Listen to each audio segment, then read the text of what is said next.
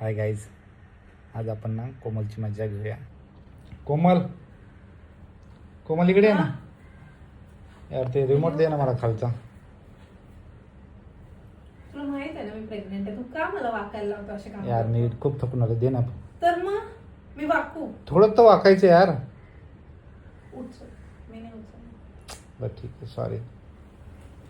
Pregnant आहेस म्हणून ना, बस बाकी काही नाही. पद्धत है भाई, अभी पद्धत है.